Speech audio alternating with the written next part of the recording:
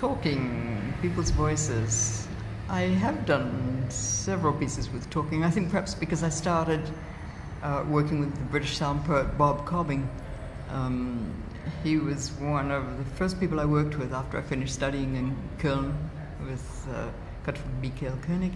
Went back to London, hooked up with Bob at Better Books, and started doing pieces with him, collaborative pieces, his texts, his voice, his words, and some of my sounds, and then it got to be some of his sounds and some of my voice, and we sort of intermingled for a while. It was a great experience, traveling around with Bob to the various sound poetry festivals around Britain, and from that experience, plus my interest in the feeling curve that comes that you can perceive when you're listening to someone talking freely without constraint. How beautiful that is, the exposure of the speaker, the self-exposure of the speaker, the willingness to expose herself or himself, and how that comes through in the voice. I find very moving, having grown up as someone who found it difficult to communicate in those ways. I love listening to it. Then I got interested in voice and memory, and what happens to people's voices, how their voices change as they're recalling something, an event, a place, a feeling, an experience. It's very beautiful. I find it really beautiful listening to those changes in the voice as somebody goes deeper and deeper into memory. And in fact, just finished a text piece for a group in Tel Aviv called Water and Memory, which incorporates people talking of their memory, about their memories of water. So I'd be interested to hear how that works out. But the voice, the human voice, is really lovely to work with. And people are remarkably willing to recount experiences to one. And beyond talking, I mean, the voice is so incredibly versatile.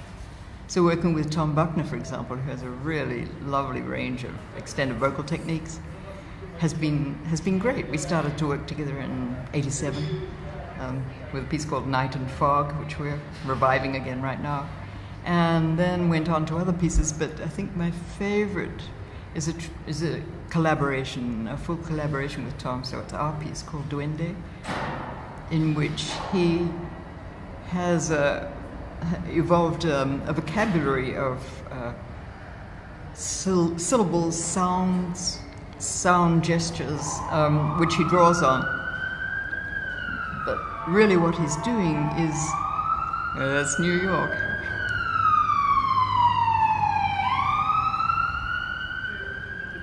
But really what he's doing is actually letting his voice take command of him,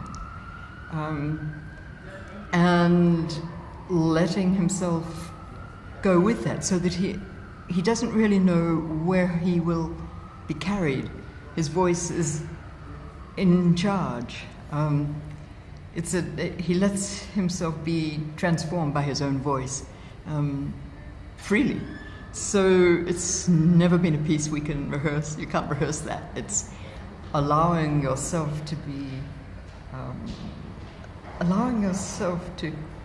be a complete experience over which you have pretty little control. And the idea for the piece originally came from my experiences in the BBC archives, ethnic archives, back in the early 70s, I think, where I did some programs put together some programs on trance and music for the BBC, and heard numerous recordings of shamans in various societies moving into trance, and was very struck by the way their voices change, their beings change as they moved into trance. And I wondered if somebody could just decide to go with that experience. And Tom liked the idea, so we put Duende together. I made some sounds with which to surround him, to support him, like a little world around him. And he created this vocabulary that he uses and keeps changing and keeps adding to. And he just gets up there and does it, which I think is very brave. He's not self-editing in any way while he's doing it. He's just letting it happen. And that, I think, is the most amazing thing I've heard or had the luck to be involved with in terms of human voice so far.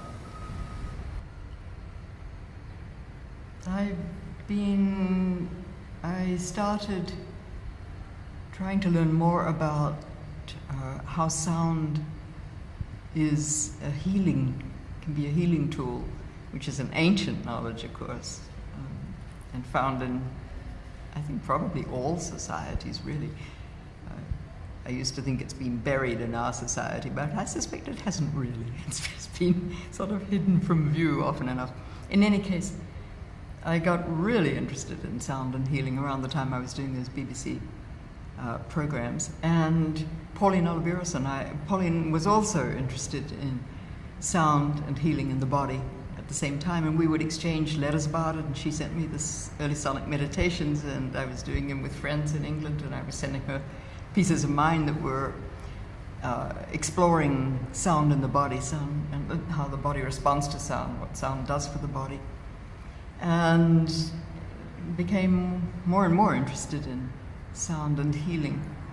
And in about the mid-70s, a group of four women, my partner, the composer Ruth Anderson, Julie Winter, who is an astrologer and works a lot with people in need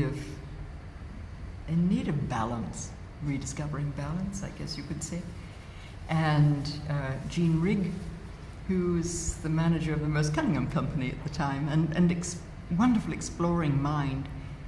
And we would get together maybe once a month. What we were initially trying to do was to see if, with our voices, we could fine-tune all four voices to exactly the same pitch, which is impossible. I think it's pretty impossible. But you can get awfully close. And so we would just sit in what you could read as a diamond shape or a circle or whatever, and aim our voices to the center of that space and just get really close to one another. So the sound became very powerful, intense, not loud, but really intense because it was so focused. Then after, I don't know, maybe about a year or so of these explorations, friends began to say, well, what are you doing? You know, where does all this go? And we had been thinking of exploring further into using it as a way of exploring healing in some form or another. And so friends began to come and sit in the middle of this space, and we would project our voices together into this, what we thought of as a sort of sonic beam, and direct the beam to the person, to the center of the body of the person who was sitting in our middle, or to any part of the body which they wanted worked on, and just did that, would keep that up for a while, and then people would give us feedback and so on, without claiming that we were doing actually healing. We were just working with an energy form, which is very powerful, and explicitly focusing it on specific parts of the body, which was a very satisfying thing. We kept that up for maybe about 3 or 4 years. We did some workshops with that in a women's prison as part of a grant, the community give back, really, the community activity, part of a grant one of us had at the time, and that was a very moving experience indeed, and enlightening, and we learned a lot from it. And my interest in sound and healing has continued, but not in nearly such an explicit way as it did for Pauline Oliveros. I think he took it ultimately into work with children with disabilities, and did beautiful work in that area, as you probably know. For me, it became an intention that my pieces be encompassing somehow, accepting a peaceful space without being slow necessarily or soft all the time, but just be a space that feels good to be inside. And my interest in sound and the body then went in the direction of environmental sound and how our bodies respond to that, and becoming increasingly aware of how the body responds to sound in fine detail, and it responds so comprehensively. I mean, it absorbs and works with sound in such a deeply comprehensive way. Blood sugar levels are affected by sound. Muscle tension is affected by sound. Many very subtle aspects of the body's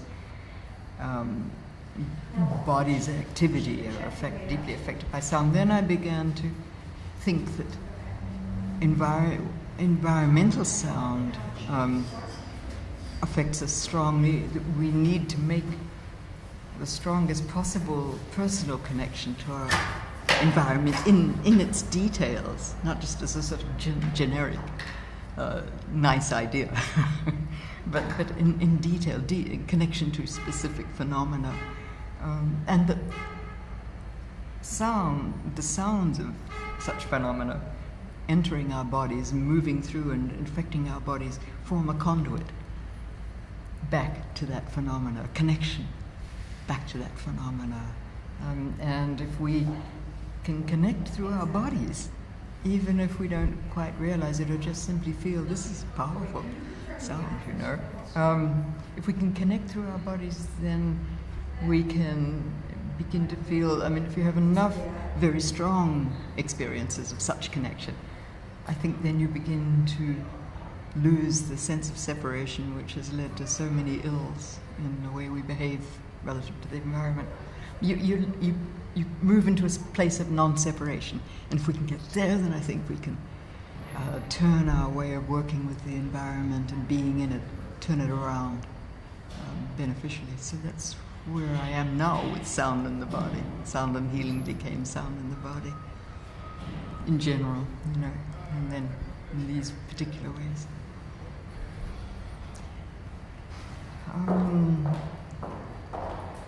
Sound mapping. It started with the Hudson River, and I had been recording rivers and streams and creeks, and so had friends for the River Archive, which was sort of lightheartedly started back in the 60s and would make an occasional installation from for a long time. But then I turned up at a museum dedicated to the Hudson River looking for a job, and the woman looked at me and said, you're not bureaucratic material, you're not administrative material, why don't you make a proposal to us? And it occurred to me I'd never thought of recording an entire river, but it'd be fascinating to see how a river unfolds, to hear rather. Let's replace see with hear more often, to hear how a river unfolds all the way down its length. So that was the beginning, and another strong reason for doing the Hudson was that I have the feeling that many New Yorkers love to walk by the Hudson. They love to look at it. They can't hear it. They can't get close enough to the water, really, mostly, unless they're on a ferry or have a boat themselves. They can't really hear it. They can't quite experience how powerful those currents are, and they're very powerful, especially in the East River. And so the physicality of the river eludes them. It's a beautiful vision, but then so much is so visual in this culture, and it's sort of constricting. But if you can hear the river, you can hear its power. So that was another big reason for working on the Hudson, and it was a really nice experience. And I could get up at sort of 4 a.m, drive half an hour. I live near it, and just record in the quietest hours of the river, and hang out by the river and find all sorts of good spots and go back and forth. It was a nice way to do it. And then I left that for 20 years. I sort of didn't want to become the person who does rivers, right? Pigeonholed. And I have many other things that I love to do musically. So I let it be. And then 20 years later, I had the feeling I could have done a better job of it. You know, there was something in the recordings of the Hudson which I could just improve on the way I work with water recorded. And thinking about a river I'd like to work with, the Danube came to mind immediately. I love European history. I'm always fascinated by it. It goes through, 10 countries, so many languages, so many different cultures. And I'd only seen small slices of it. So in 2001, I went over to Germany. I went to Donaueschingen. I listened to the river. Did I go up to the Black Forest then? No, I didn't. I just listened to the river and made some recordings in Donaueschingen itself and thought, yeah, this can work. And the following year went back and started up in the Schwarzwald, where at the Breg and the Brigach, the sources of the Breg and the Brigach, and then, of course, down to Donaueschingen and the Donauquelle, and then just continued on. And when I got to Austria, Ruth joined me. These were individual journeys. I mean, my German journey was about a month, and I just moved very slowly. I would walk along the river, rent a car, drive a little way, look at the Radfahrer maps, which are great, full of detail, and pick likely spots and explore them, make some recordings, just going by ear, totally by ear, recording only what really made my ears prick up.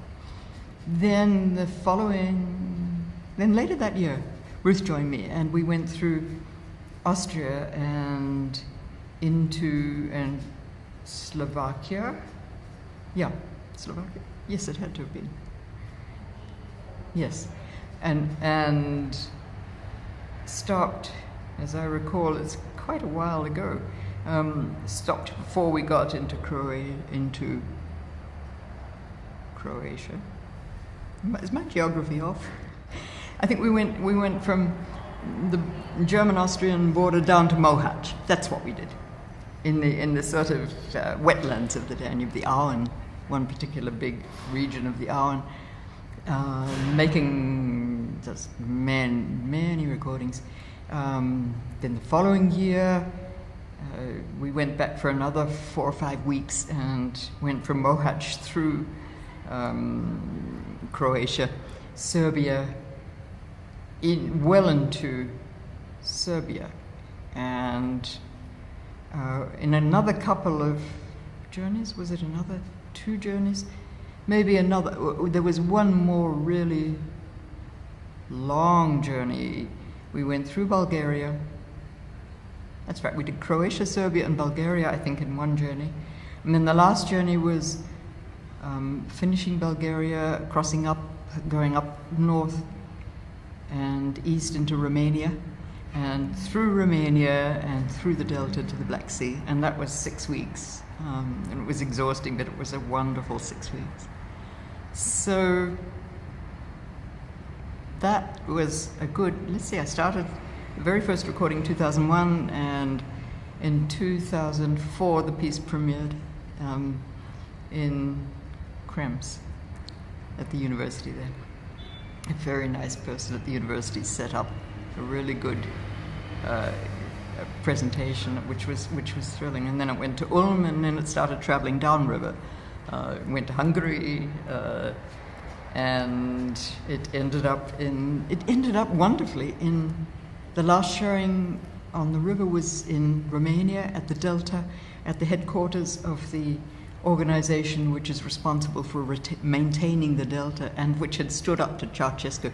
The head of the installation, who is still in that position, had resisted Ceausescu's plans to drain even more of the northern wetlands, which he had started to do already. which was extremely brave. And I was so honored to meet that person and thrilled to meet him. So the last showing was there at the headquarters, which felt like just the right place out in the Delta at Turcha. Then somebody asked me to record the Housatonic. I wasn't going to do another river. And the Danube had been so satisfying, and talking to people going along the river and having them talk with me in their own language. I could talk with them either in English or German, pretty much according to generation. I mean, for the older people, German worked fine. For younger people, English worked fine. But in any case, talking with people who live on the river, who live in the river, for whom it's really vital. All of that was a great experience. Then I was asked to do a sound map of the Housatonic, which was delightful, and all the more so because the northernmost sources of the Housatonic are only about a 3-hour drive from my home. So, I mean, by comparison with schlepping over to Europe multiple times, this was absolutely easy. But the Danube was the most thrilling experience of working with rivers, because of the nature of the river itself, because of how much I learned from the river itself, because of the way I came to see how a river creates the environment around it, in a very extensive environment, and how everything from aquatic insects and plants and trees and vertebrates and invertebrates and human vertebrates are all dependent on it and interdependent with the river. That became so clear.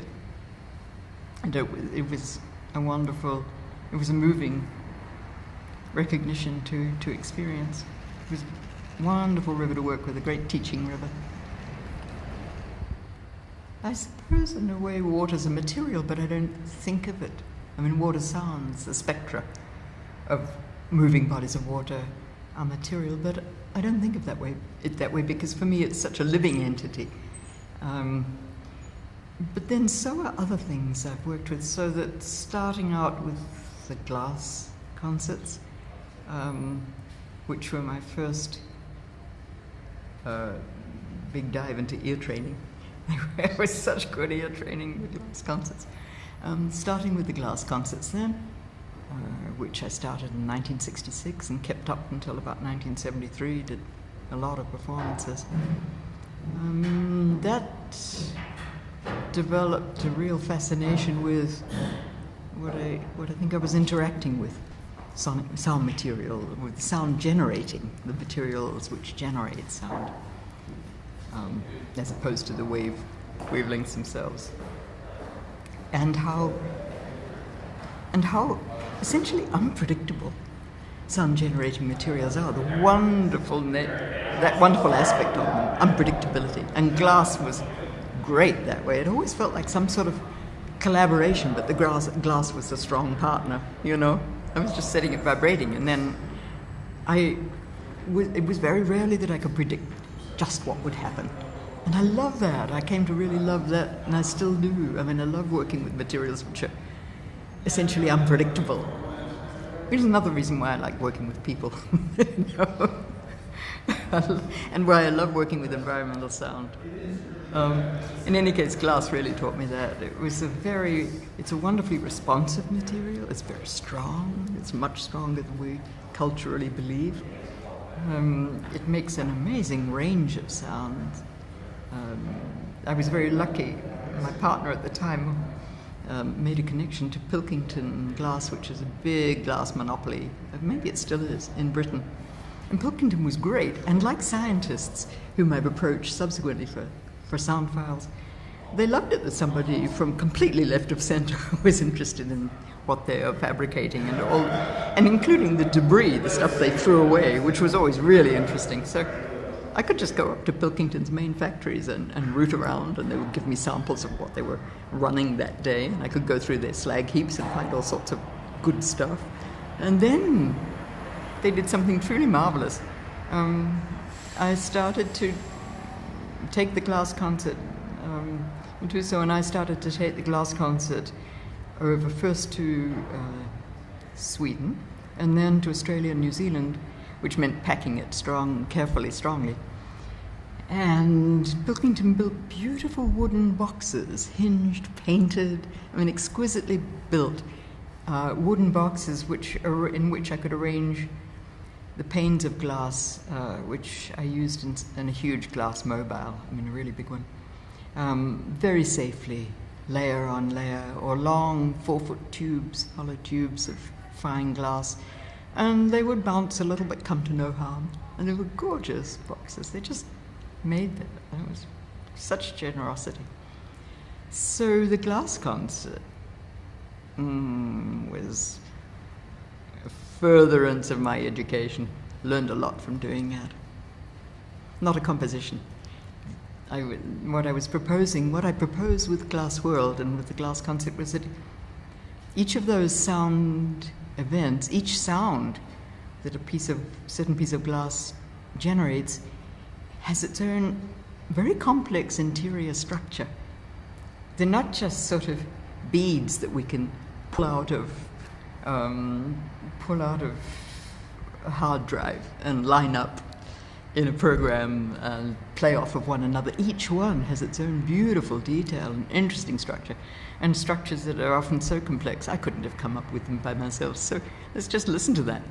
Listen to them as pieces in themselves. That was the proposition. But then, of course, I couldn't resist working with them in combination, And I did Tiger Balm, which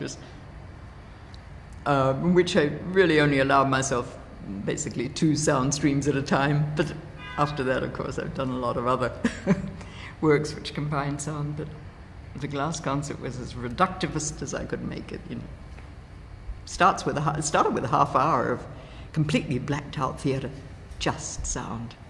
Couldn't see a thing. I was backstage, amplified. Even the exit lights were blocked. So you had to.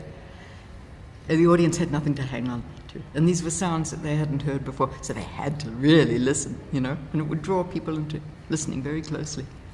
That was all they had to hang on to.